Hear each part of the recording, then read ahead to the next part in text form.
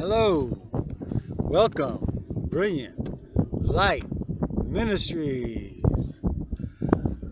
Today we're going to take on a difficult subject, Jesus Christ. Jesus Christ. Jesus was the first name, but Christ is more of a title. Christ is more of a definition. Christ is the active material. Christ is what's in all of us. So whenever anyone has something to say, or any word has a kind of a particular reaction, or there's something to it. You said Jesus Christ anywhere in the world, people are gonna react. People have, so there's something to that.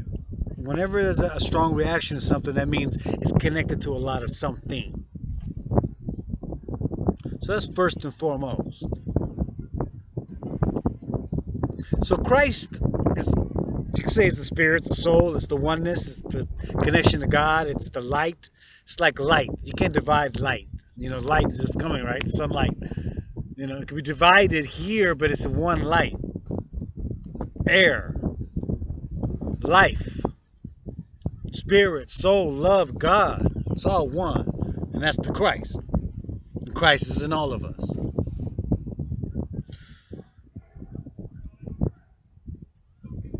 The Christ story is as fascinating. If you look at the Christ story, it can be applicable to every single one of us, to one degree or the other. So Christ was a pure being, but persecuted anyway. He never did nothing to hurt anyone at any time.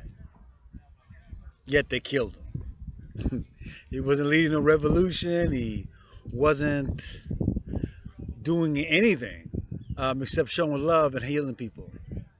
And they killed him. So when you kill pure blood, when you kill innocence, that ain't the end of the story, baby, because God gonna have some questions. You can call it martyrdom, but God got questions when you kill innocence. Number two, fascinating thing about the Christ story is the characters that Christ encountered are the personality or the obstacles or temptations in us. So it's like an analysis of the Christ story is an analysis of your inner self. Let me give you an example. Let's say an easy one.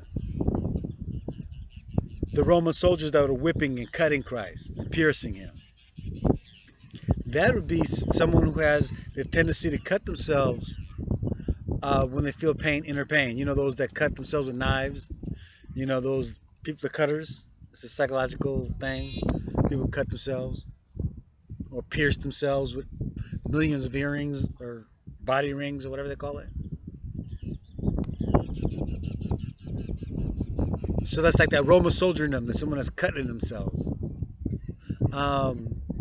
Judas, that's that traitor. You know what I'm saying? That backbiter, that traitor. You know what I mean? And that's when you people that you got that sellout in you that wants to sell someone out at the job, or sell someone out when you know that in order to get in on a crowd, or to be on the in crowd, knowing they're innocent, and you sell them out anyway, just to get in on the company, just to get in on your organization, just to get in on your circle. That's that Judas in you, that traitor. That's that temptation. So your pure self battling with that Judas in you. Don't project. You got to put this in you. You can't put everything out. You can't just say, Christ died, so I ain't got to do nothing. Christ is an example of your own Christ self dealing with life. And don't even project the quote unquote enemies to your Christ self. You got to look at yourself. What is it in you? Let's say, for instance, Lazarus. That's that dollar bill. You know what I'm saying? Do you worship the dollar bill? It took Christ a whole lot of meditations and prayers and all kind of to get Lazarus out of that tomb. He was the one that didn't want to give up that dollar. You know, that's a stronghold. You get that money, that's where you put your heart and treasure and your everything in that money. That's a tough one. That's that Lazarus in you. That's that greed. That's that worshiping that money over God. That's that Lazarus in you, baby. What's another character? The Pharisees. That's the Uncle Tom in you. The Pharisees knew that he was written that he was coming. The Pharisees knew he was a good man, but they didn't want no trouble. You know what I mean? First, you all get, they don't want no trouble with the Romans. This guy doing too much, and you're messing up our little temple. You're messing up the way we do things. You coming with something different now. Yeah. Even though he wasn't really saying anything much different than Moses. Moses said we're all the children of God. So he came and says, I'm the son of God. Come on now. That was just, they're looking for excuses. They was just mad that someone was messing up their little establishment. Just Tommen, scared, Uncle Tommen, sellout, sycophants. That's that sellout in you, that Tom in you. That's the Pharisees represent.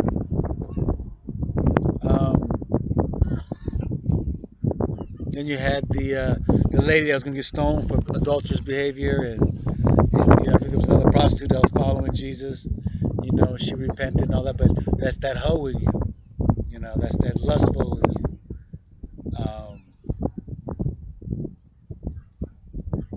So every character that Jesus came across, Christ came across, was a characteristic or a default within you.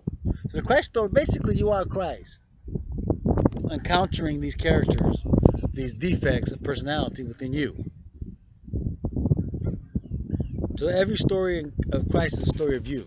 And Christ is you. Now, Christ overcame all these personalities and characteristics and these defects or whatever you want to call it.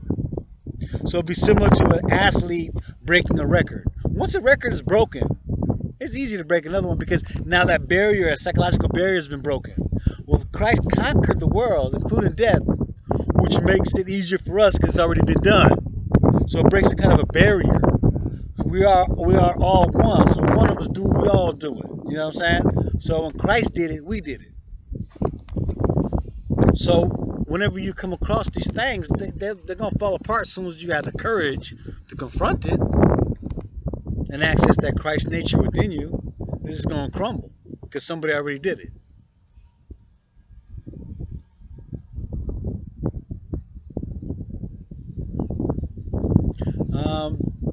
And another aspect of the Christ story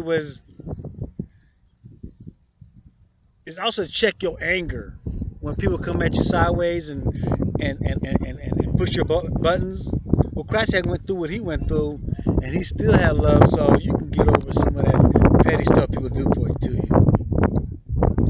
Make sure to understand that you can conquer any obstacle.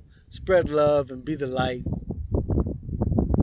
And that's the best way of showing someone, God, is you staying light, loving, and wholesome and bright. And, I ain't saying I'm perfect in all of this. I'm, what I'm saying? I don't really play, but it's important to also keep in the back of your mind that you got to be the light in the dark. All right. God bless. Later.